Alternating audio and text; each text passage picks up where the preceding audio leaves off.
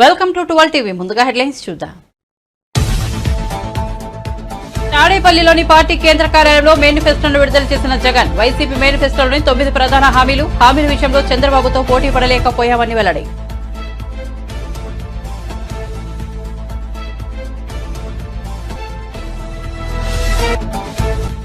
నెల్లూరు జిల్లా ఆత్మకూరులో ప్రజాగలం సభ హాజరైన చంద్రబాబు 40 ఏళ్లలో తనపై కేసు పెట్టే సాహసం ఎవరూ చేయలేకపోయారని వెల్లడి. అడ్డం వస్తున్నారని భావిస్తే అడ్డంగా నరికేసే పరిస్థితి రాష్ట్రంలో ఉందని వ్యాఖ్యలు.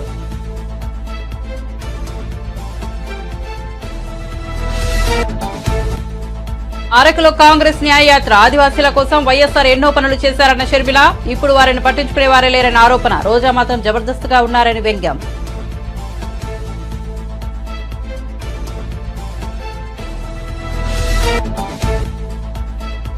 400 స్థానాల్లో గెలిస్తే రిజర్వేషన్లు రద్దు చేయొచ్చు అనేది బీజేపీ కుట్ర అన్న రేవంత్ రెడ్డి. కాంగ్రెస్ అధికారంలోకి వస్తే బీసీ జనాభాను లెక్కించి రిజర్వేషన్లు కల్పిస్తామని హామీ.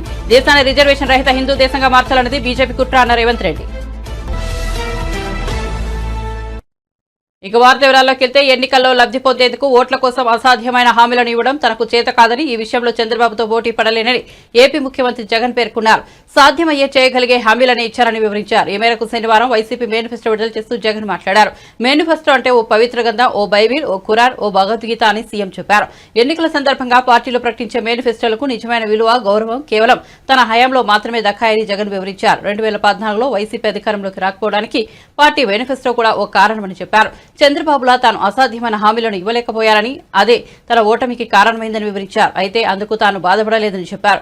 చరిత్రలో చరిత్రహీనుడిగా మిగిలిపోకూడదనే ఉద్దేశంతో తన మిత్రుడు శ్రేయభిలాషుల సూచనలను పెడచెవిన పెట్టారని, అసాధ్యమైన హామీలను ఇవ్వలేదని జగన్ తెలిపారు.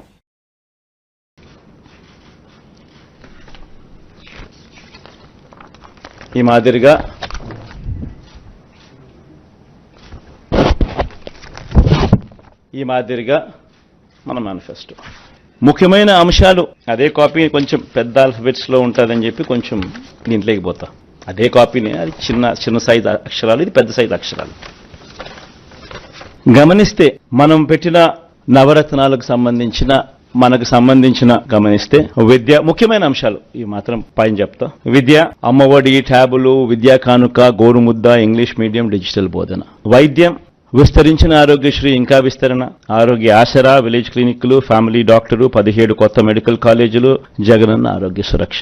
వ్యవసాయం, రైతు భరోసా, ఆర్బీకేలు, ఉచిత పంటల బీమా, 0 వడ్డీ పంట రుణాలు, పగటి పూటే 9 గంటల ఉచిత విద్యుత్, సమయానికే ఇన్పుట్ సబ్సిడీ.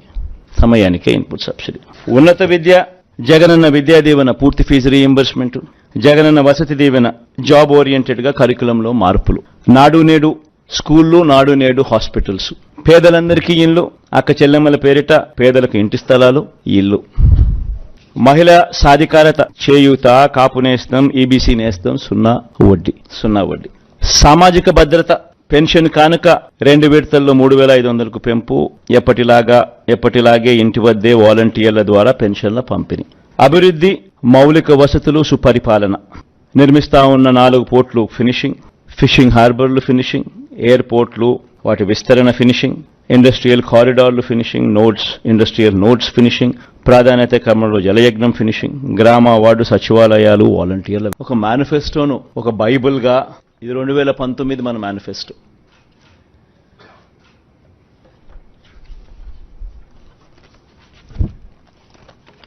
ఈ మాదిరిగా ఇచ్చిన ఈ మేనిఫెస్టోను ఒక బైబిల్గా, ఒక ఖురాన్గా, ఒక భగవద్గీతగా దీన్ని భావిస్తూ దీన్ని ఇంప్లిమెంట్ చేసిన పరిస్థితులు, దీన్ని ఇంప్లిమెంట్ చేసిన విధానం బహుశా దేశ చరిత్రలోనే ఈ 58 నెలలు అన్నది చిరస్థాయిగా చరిత్రలో ఎప్పటికీ కూడా నిలిచిపోతాయి. 2019లో ఇచ్చిన ఈ వాగ్దానాలన్నీ కూడా ఎంతో నిష్ఠగా మనం అమలు చేశాం. ఏ స్థాయిలో ఇది అమలు చేశాము అనంటే, ఈ మేనిఫెస్టో అన్నది ప్రతి ప్రభుత్వ కార్యాలయంలో ఉన్న ప్రతి ఇంపార్టెంట్ అధికారి దగ్గర ఈ మేనిఫెస్టో ఉంది. ఏ స్థాయిలో ఇది అమలు చేశాము అనంటే, ఈ మేనిఫెస్టో అన్నది రాష్ట్రంలో ఉన్న ప్రతి ఇంట్లో కూడా ఉంది. అంటే అన్నిసార్లు ఈ మేనిఫెస్టో వాళ్ళ ఇళ్లకు పంపించాం. ప్రతి సంవత్సరం తర్వాత ఇదిగో ప్రోగ్రెస్ రిపోర్ట్, ఇదిగో అక్క, ఇదిగో చెల్లెమ్మ, ఇదిగో ప్రోగ్రెస్ రిపోర్ట్, ఇదిగో మా మేనిఫెస్టో, చెప్పినటువన్నీ మీరే టిక్ చేయండి అని మొట్టమొదటి సంవత్సరంలో 88%, 85%, 86% మొట్టమొదటి సంవత్సరంలో టిక్కు పెడితే చివరికి వచ్చేసరికి 99% పైచిలకు మేనిఫెస్టోను మనం ఇంప్లిమెంట్ చేసి ప్రజల చేతుల్లో ఇచ్చిన పరిస్థితి.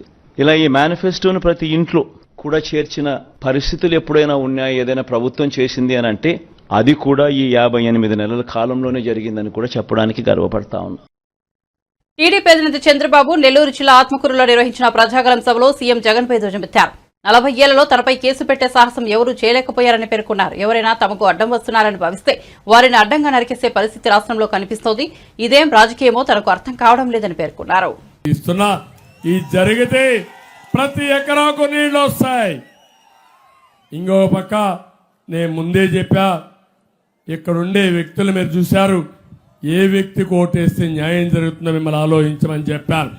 తమ్ముళ్ళో మీరు ఒక మాట చెప్తున్నాను, జగన్మోహన్ రెడ్డి చెప్తున్నాడు, మాట తప్పాడా లేదా అని మిమ్మల్ని అడుగుతున్నా, మడమ తిప్పాడా లేదా అని మిమ్మల్ని అడుగుతున్నా. ఏదైతే ఈరోజు ఆయన చెప్పేది మేనిఫెస్టో, భగవద్గీత అన్నాడు, ఖురాన్ అన్నాడు, బైబిల్ అన్నాడు, అన్నాడా లేదా? 99.5% చేసేశానని చెప్పాడు. చెప్పాడా లేదా? చేస్తే మీ జీవితాలు బాగుపడాలి కదా. పెరిగిందా మీ ఆదాయం? పెరిగిందా తమ్ముళ్ళు మీ ఆదాయం? ఖర్చులు పెరిగాయా లేదా? ఖర్చులు పెరిగాయి, ఆదాయం తగ్గిపోయింది. మీరందరూ కూడా ఇబ్బందుల్లో పడిపోయే పరిస్థితికి వచ్చారు. నేను అడుగుతున్నా, మద్యపాన నిషేధం అని చెప్పాడా లేదా తమ్ముళ్ళు? ఇక్కడ కూడా మద్యపానం, మద్యం తాగే మద్యం బాబులు ఉంటారు. ఏం తమ్ముళ్ళు, ఆ రోజు క్వార్టర్ బాటిల్ ఎంత? 60 రూపాయలు. ఇప్పుడెంత క్వార్టర్ బాటిల్? 200 రూపాయలు. అవునా కాదా? 140 రూపాయలు ఎవరి జోబులే పోతున్నాయి? ఎవరి జోబులే పోతున్నాయి? ఎవరి ప్యాలెస్ పోతున్నాయి? అర్థమైందా? అంటే ఏం చెప్పావు నువ్వు? మద్యపాన నిషేధం చేసిన తర్వాత ఓటు అడుగుతానన్నావు. చేస్తావా లేదా అని అడుగుతున్నా. చేసి ఓటు అడుగుతానన్నావు. సిగ్గు లేకుండా ఓటు అడిగాడు. మనకు సిగ్గుంది కదా తమ్ముళ్ళు, ఓటు వేస్తావా అని అడుగుతున్నా. ఏం తమ్ముళ్ళు ఓటేస్తారా అని అడుగుతున్నా. ఏమమ్మా మీరు? మీ మంగళ సూత్రాలు తెంచేసిన దుర్మార్గుడు ఈ జగన్మోహన్ రెడ్డి. ఈ మగవాళ్ళ ఆరోగ్యాన్ని నాశనం చేసిన వ్యక్తి. స్వార్థం కోసం ఈ జగన్మోహన్ రెడ్డి. ఇలాంటి అతనికి ఓటేస్తారా అని మిమ్మల్ని అడుగుతున్నా. ఓటేయమని మీరు నిర్ణయించుకున్నారు. నేను ఇప్పటికే చూశాను, అతనికి కూడా నిద్ర రావడం లేదు. ఈరోజు మీటింగ్లో కూడా చూసుంటారు. మనిషిలో ముందు అనుకున్నాడు, గులకరాయి పెట్టి డ్రామా ఆడి ఎన్నికలయ్యే వరకు బ్యాండేజ్ తిరగదాం అనుకున్నాడు. ఇప్పుడు అందరూ బ్యాండేజ్ పెట్టుకునే పరిస్థితికి వచ్చారు. ఆ దెబ్బతో బ్యాండేజ్ తీసేశాడు. డ్రామా బయటపడిపోయింది. గాయం కనపడిందా తమ్ముళ్ళో? మీకు కనపడిందా? నేనే కదా హత్యా ప్రయత్నం చేశాను గులకరాయితో. అవునా కాదా? బాబాయిని గొడ్డలతో లేపేస్తారు. నారాసుర రక్త చరిత్ర అంటారు. గులకరాయి డ్రామా ఆడతారు. నేనే గులకరాయితో, కనపడిని గులకరాయితో హత్యా ప్రయత్నం చేశాను. 400 లోక్సభ స్థానాల్లో గెలిస్తే ఎవరి అవసరం లేకుండా రిజర్వేషన్లను రద్దు చేయొచ్చనేది బీజేపీ కుట్ర అని తెలంగాణ ముఖ్యమంత్రి రేవంత్ రెడ్డి ఆరోపించారు. శనివారం సాయంత్రం ఆయన మీడియాతో మాట్లాడుతూ తాము కేంద్రంలో అధికారంలోకి వస్తే బీసీ జనాభాను లెక్కించి రిజర్వేషన్లు కల్పిస్తామని హామీ ఇచ్చారు. ఎస్సీ ఎస్టీలకు సరైన జనాభా ప్రాతిపదికన రిజర్వేషన్లు కల్పిస్తామన్నారు. 2025తో ఆర్ఎస్ఎస్ ను స్థాపించి 100 ఏళ్లు పూర్తవుతుందన్నారు. ఈలోగా భారత్ కు రిజర్వేషన్ రహిత హిందూ దేశంగా మార్చాలని ఆర్ఎస్ఎస్ ఎప్పుడో చెప్పిందన్నారు. ఇందుకోసమే బీజేపీ ప్రయత్నాలు చేస్తోందన్నారు. బలహీన వర్గాలపై మోదీ, అమిత్ షా సర్జికల్ స్ట్రైక్ చేస్తున్నారని మండిపడ్డారు. మించకూడదు అనే నిబంధన పెడుతూ ఆ విధంగా కాంగ్రెస్ పార్టీ తీసుకున్న బీసీ ఓబీసీ రిజర్వేషన్లు కూడా సంపూర్ణంగా సుప్రీంకోర్టు ఆమోదంతో ఆ రిజర్వేషన్లు అమలుకు వచ్చినాయి. బీసీ ఓబీసీలకు చట్టసభలల్లో రాజకీయపరమైన రిజర్వేషన్లు లేవు, కానీ ఎస్సీ ఎస్టీలకు ఏ రకంగా అయితే విద్యా ఉద్యోగాలలో రిజర్వేషన్లు ఉన్నాయో బీసీ ఓబీసీలకు కూడా ఆ రిజర్వేషన్లు అమలు జరిగినాయి. ఆనాటి నుంచి ఈనాటి వరకు బీసీ ఓబీసీలు చట్టసభలలో కూడా మాకు రిజర్వేషన్లు ఉండాలి, మా కోటా కేటాయించమని వివిధ సందర్భాలలో వాళ్ళ డిమాండ్ను వినిపిస్తూనే ఉన్నారు. దాని పట్ల కూడా రాజకీయ పార్టీలు వివిధ రకాలలో వివిధ సందర్భాలలో స్పందించడం జరిగింది. ఇప్పుడు ఎందుకు ఈ అన్ని అంశాలను కాంగ్రెస్ పార్టీ ప్రస్తావిస్తుంది అని అంటే, రాహుల్ గాంధీ గారు భారత్ జోడో యాత్ర సందర్భంగా ఈ దేశంలో 50% పైగా ఉన్న ఓబీసీకి సంబంధించిన ప్రతినిధులు ప్రజలు రాహుల్ గాంధీ గారికి విజ్ఞప్తి చేసింది. 50% వర్టికల్ రిజర్వేషన్ లిమిట్ను తొలగించాలి, మా జనాభా దామాషా ప్రకారము మాకు రిజర్వేషన్లు కల్పించాలి, అప్పుడే మా సామాజిక ఆర్థిక పరిస్థితి మెరుగుపడుతుంది, వీటన్నిటిని కూడా అమలు చేయాలని వాళ్ళందరూ కూడా రాహుల్ గాంధీ గారికి విజ్ఞప్తి చేయడం జరిగింది. ప్రజలలో తిరిగి కన్యాకుమారి నుంచి కశ్మీర్ వరకు పాదయాత్ర చేసి 150 రోజులు 4000 కిలోమీటర్ల పాదయాత్రలో రాహుల్ గాంధీ గారు ప్రజల నుంచి వచ్చిన డిమాండును సూచనను దృష్టిలో పెట్టుకొని స్పష్టంగా ఏ రాష్ట్రంలో మా ప్రభుత్వం ఉంటే ఆ రాష్ట్రంలో తప్పకుండా మేము బీసీ జనాభాలను లెక్కించి నిధుల కేటాయింపుల్లో రిజర్వేషన్ల విషయంలో చట్టం చేస్తామని చెప్పిండు. కేంద్రంలో అధికారం వచ్చిన ఎంబడే బీసీ జనాభాను లెక్కించి ఓబీసీ జనాభాను లెక్కించి 50% పరిమితానికి లోబడిన రిజర్వేషన్లను కూడా తొలగించి 50% పైబడి కూడా బీసీ ఓబీసీలకు కూడా రిజర్వేషన్లు కల్పించడమే కాకుండా ఎస్సీ ఎస్టీలు ఎంత జనాభా ఉన్నారో అంత జనాభా ప్రాతిపదికన వాళ్ళకు కూడా రిజర్వేషన్లు ఇస్తాము అని చెప్పి రాహుల్ గాంధీ గారు చెప్పారు. దాంట్లో భాగంగానే భారతదేశం యొక్క ఎక్స్రే అంటే ఒక మనిషిని ఎక్స్రే తీస్తే లోపల ఏమేమి ఉన్నాయో అన్నీ చూడడానికి వైద్యుడికి అవకాశం ఉంటుందో భారతదేశం యొక్క ఎక్స్రే తీసి జనాభాను లెక్కించి జనాభా దామాషా ప్రకారం ఎస్సీ ఎస్టీ బీసీ ఓబీసీ రిజర్వేషన్లు అమలు చేయడమే కాకుండా నిధులను కేటాయిస్తామని చెప్పి ఒక స్పష్టమైన విధానాన్ని రాహుల్ గాంధీ గారు చెప్పడం జరిగింది. ఇది మా విధానం. మరి ఇప్పుడు బీజేపీ విధానం ఏంది? 1925లో ఆర్ఎస్ఎస్ను మొదలుపెట్టినప్పుడు వాళ్ళు ఒక నిర్ణయం తీసుకున్నారు. 100 సంవత్సరాల లోపు ఈ దేశాన్ని హిందూ దేశంగా ప్రకటిస్తామనేది ఒక నిర్ణయం. స్వతంత్రం వచ్చిన తర్వాత కాంగ్రెస్ పార్టీ అమలు చేస్తున్న రిజర్వేషన్లను రద్దు చేసి ఏపీ న్యాయయాత్రలో భాగంగా రాష్ట్ర కాంగ్రెస్ అధ్యక్షురాలు వైఎస్ షర్మిల 19వ రోజు ఎన్నికల ప్రచారం కొనసాగించారు. అలకులో కాంగ్రెస్ పార్టీ నిర్వహించిన సభలో పాల్గొన్నారు. ఈ సందర్భంగా షర్మిల ప్రసంగిస్తూ నాడు వైఎస్ఆర్ ముఖ్యమంత్రిగా ఉన్నప్పుడు ఆదివాసీల అభివృద్ధి ఎంతో పనులు చేపట్టారని, కార్పొరేషన్ లోన్లు ఇచ్చారని, స్వయం ఉపాధి కల్పించారని, స్వయం ఉపాధి శిక్షణ కేంద్రాలు ఉండేవని వివరించారు. కానీ ఇప్పుడు ఆదివాసీల గురించి పట్టించుకునే నాయకులు లేరని అన్నారు. రాష్ట్ర విభజన తర్వాత చంద్రబాబు 5 ఏళ్లు ముఖ్యమంత్రిగా ఉన్నారని, ఇప్పుడు జగన్ 5 ఏళ్లుగా ముఖ్యమంత్రిగా ఉన్నారు. వీరిద్దరి పాలనలో అరకులో ఏం కొంచెమైనా అభివృద్ధి జరిగిందా అని షర్మిల ప్రశ్నించారు. పోనీ మీ ఎమ్మెల్యే అంతా దోపిడీ ఆట కదా, మీకేమైనా పనికొచ్చారా? పిలిస్తే పలికాడా? అవసరానికి వచ్చాడా? మరి ఎందుకన్నా వీళ్ళకి ఓట్లేయాలి? ఒకసారి ఆలోచన చేయండి. వేయకూడదు, నిజంగానే వేయకూడదు. అసలు రాజశేఖర్ రెడ్డి గారు ముఖ్యమంత్రిగా ఎన్ని చేశాడన్నా? ఆదివాసీల కోసం, ఎస్టీల కోసం రాజశేఖర్ రెడ్డి గారు చేసినంత ఏ నాయకుడైనా చేశారా? ఎస్టీల కోసం 20 లక్షల ఎకరాల పోడు భూములకు పట్టాలిచ్చిన నాయకుడు రాజశేఖర్ రెడ్డి గారు. అలాగే 3000 కోట్ల రూపాయలు ఎస్టీల కోసం, వాళ్ళ నిధి, వాళ్ళ రోడ్ల కోసం, వాళ్ళ స్కూళ్ళ కోసం, వాళ్ళ ఆసుపత్రి కోసం నిధి తీసుకొచ్చిన నాయకుడు రాజశేఖర్ రెడ్డి గారు. ఐటీడీఏ అయినా, ఏ నిధి అయినా, ఎస్సీ సప్లాన్లైనా, కార్పొరేషన్లైనా ఎంతైతే కేటాయించారో ఎస్టీలకు మొత్తం ఎస్టీలకే ఖర్చు పెట్టే నాయకుడు రాజశేఖర్ రెడ్డి గారు. ఆ రోజు రాజశేఖర్ రెడ్డి గారు కట్టిన ఇల్లులే ఈ రోజు వరకు ఉన్నాయి. మళ్ళీ ఏ నాయకుడు కట్టాడు? ఆ రోజు రాజశేఖర రెడ్డి గారు వేసిన రోడ్లే మళ్ళీ ఈ రోజు ఏ రోజులు వేస్తున్నారు?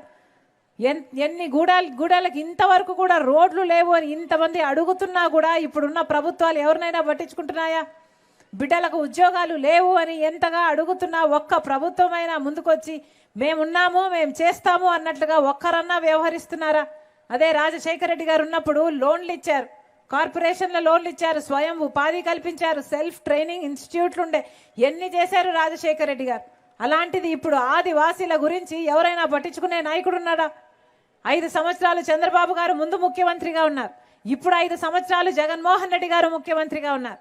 మరి వీళ్ళిద్దరిలో అరకు ఎప్పుడైనా ఏ కొంచెమైనా ఏ కోసానైనా ఈ 10 సంవత్సరాల్లో డెవలప్ అయ్యిందో లేదో మీరు ఆలోచన చేయండి.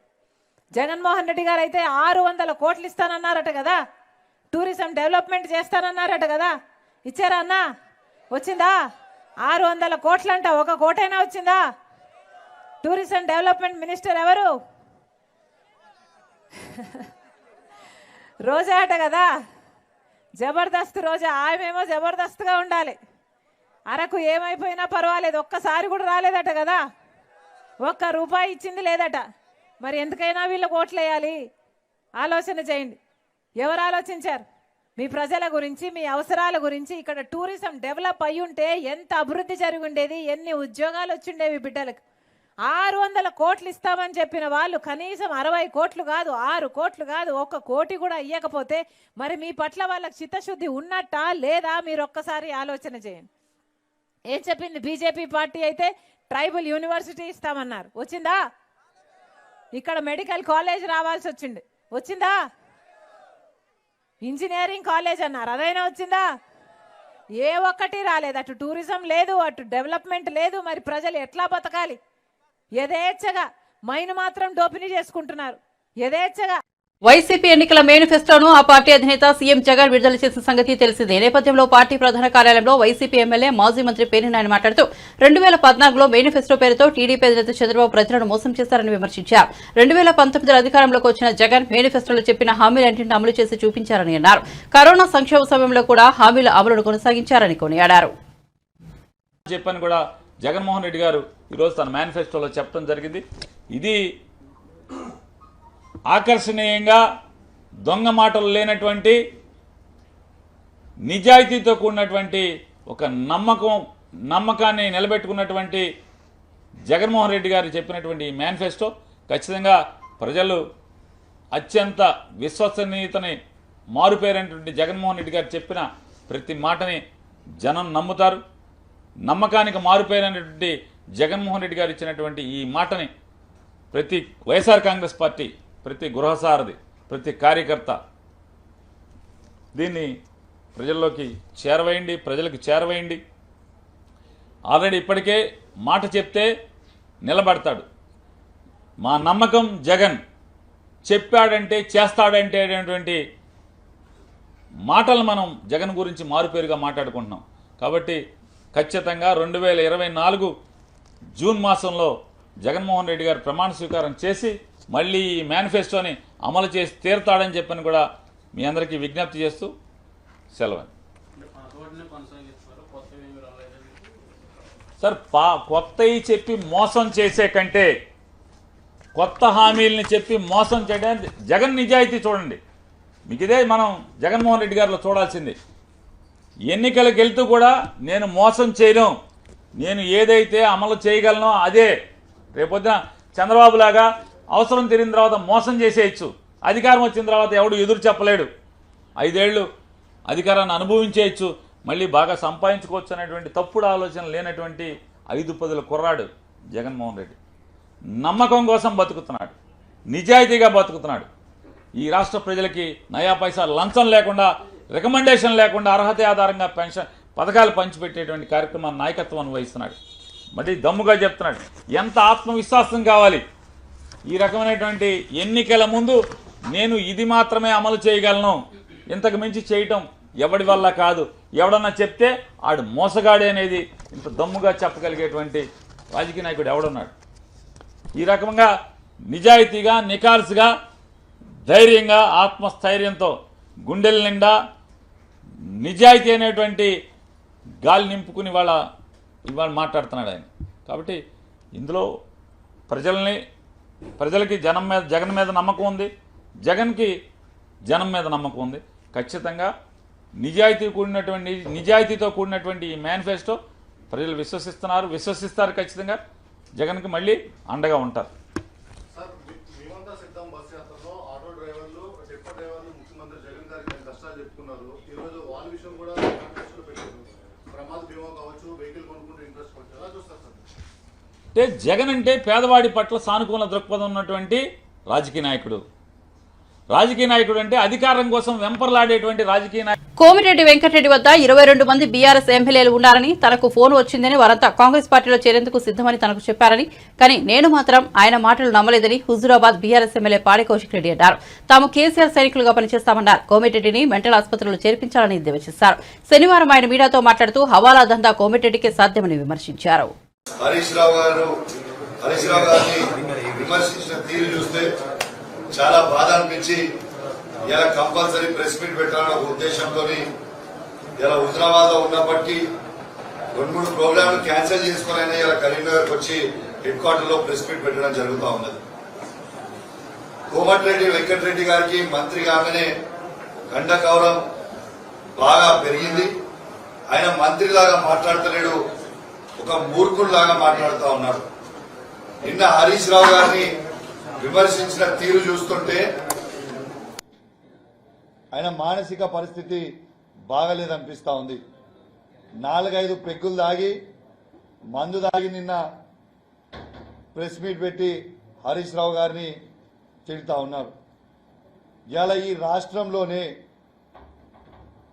ఈ రాష్ట్ర మంత్రివర్గంలోనే సబ్జెక్టు లేని సన్యాసే కోమటిరెడ్డి వెంకటరెడ్డి ఒక జోకర్, ఒక బ్రోకర్, ఒక తాగుబోతోడు. హౌలా పనులైనా హవాలా దందాలైనా కోమటిరెడ్డి వెంకటరెడ్డితోనే సాధ్యం అని చెప్పి సందర్భంగా మీ అందరికి కూడా తెలియజేస్తా ఉన్నాను. వెంకన్న, నీకు సిగ్గు అనిపిస్తలేదా? నీకు సిగ్గు, శరము, లజ్జ, మానం లేదా అని నేను అడుగుతా ఉన్నాను. జూనియర్ అయిన రేవంత్ రెడ్డి కింద పనిచేయడానికి నీకు సిగ్గు అనిపిస్తలేదా? ఒక తెలంగాణ ద్రోహి రేవంత్ రెడ్డి, అట్లాంటి రేవంత్ రెడ్డి గారి కింద పనిచేస్తుంటే నీకు సిగ్గు అనిపిస్తలేదా, శరం అనిపిస్తలేదా అని నేను అడుగుతా ఉన్నా. ఇవాళ అందుకే నాకు వెంకన్నకి దేవుడు కోడికున్న దిమాగ్ కూడా వెంకన్నకి లేదని నేను అంటా ఉన్నాను. ఆయన మాట్లాడే తీరు, ఆయన మాట్లాడే భాష, ఆయన ఏం మాట్లాడతాడో ఎవరికి తెలియదు సబ్జెక్టు. ఎస్, హరీష్ రావు గారు ఒక ఛాలెంజ్ని విసిరిండు. దాన్ని మీరే అన్నారు కదా. ఆయన విసిరిన తర్వాత మీ ముఖ్యమంత్రి రేవంత్ రెడ్డి గారే అన్నారు కదా, ఆయన్ని పేపర్లు రెడీ పెట్టుకొని అన్నది మీ ముఖ్యమంత్రే కదా. అయినా హరీష్ రావు గారు సొంతంగా కూడా ఈ మాట అనలే.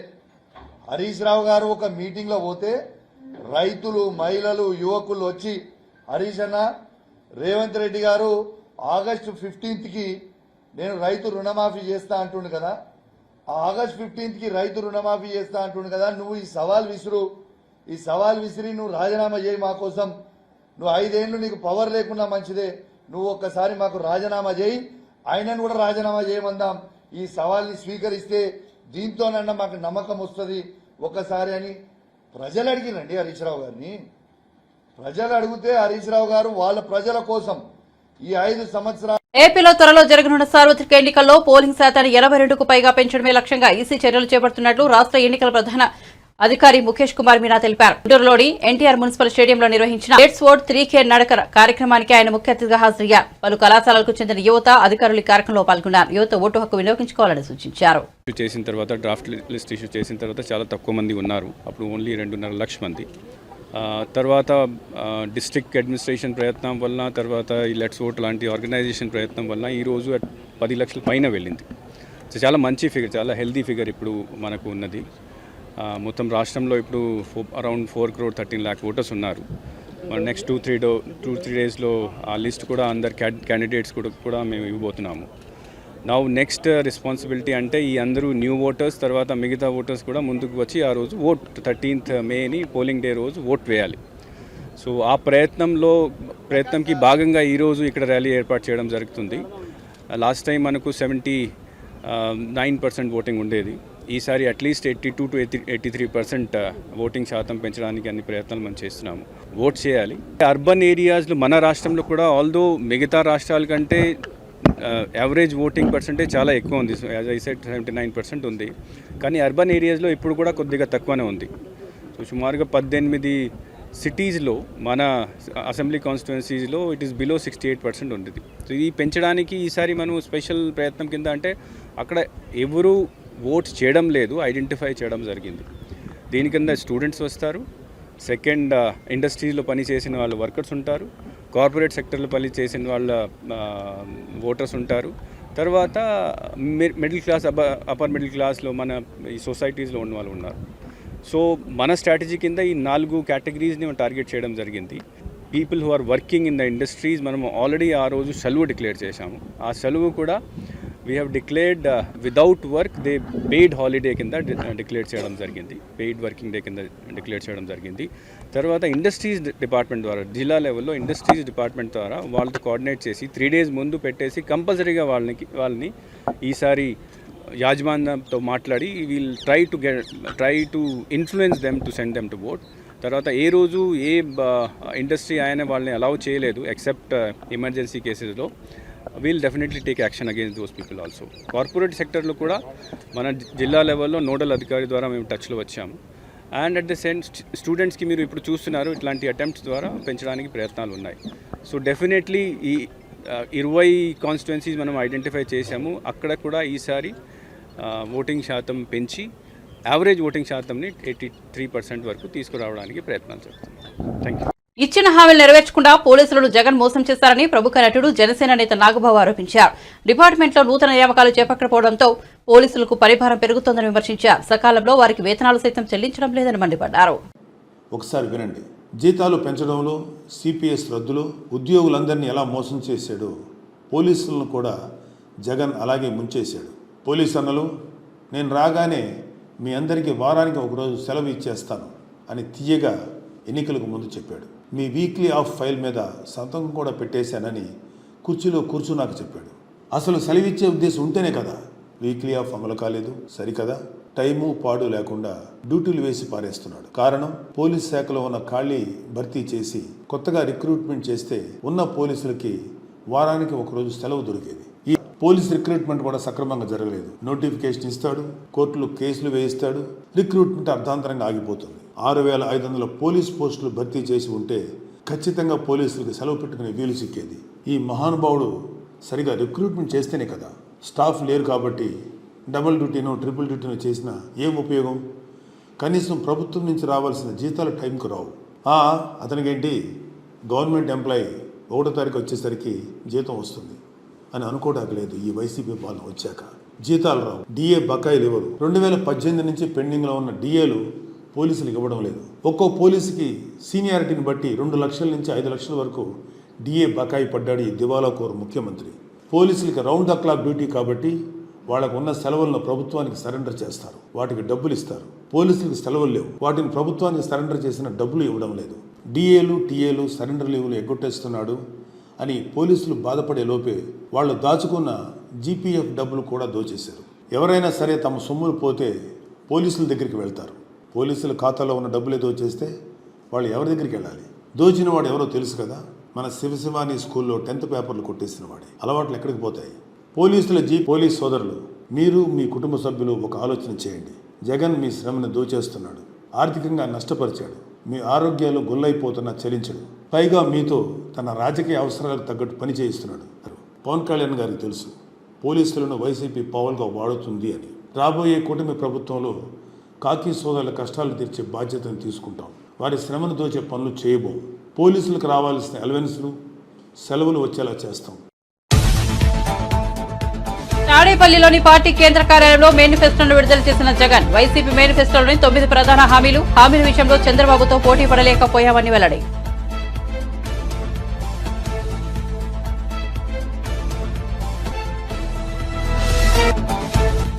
నెల్లూరు జిల్లా ఆత్మకూరులో ప్రజాగలం సభ హాజరైన చంద్రబాబు 40 ఏళ్లలో తనపై కేసు పెట్టే సాహసం ఎవరూ చేయలేకపోయారని వెల్లడి. అడ్డం వస్తున్నారని భావిస్తే అడ్డంగా నరికేసే పరిస్థితి రాష్ట్రంలో ఉందని వ్యాఖ్యలు.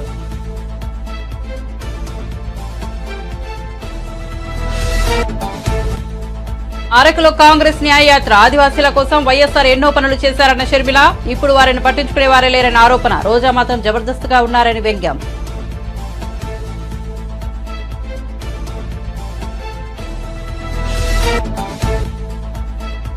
400 స్థానాల్లో గెలిస్తే రిజర్వేషన్లు రద్దు చేయొచ్చు అనేది బీజేపీ కుట్ర అన్న రేవంత్ రెడ్డి. కాంగ్రెస్ అధికారంలోకి వస్తే బీసీ జనాభాను లెక్కించి రిజర్వేషన్లు కల్పిస్తామని హామీ. దేశాన్ని రిజర్వేషన్ రహిత హిందూ దేశంగా మార్చాలన్నది బీజేపీ కుట్ర అన్న రేవంత్ రెడ్డి. మరిన్ని అప్డేట్స్ కోసం చూస్తూనే ఉండండి 12 టీవీ.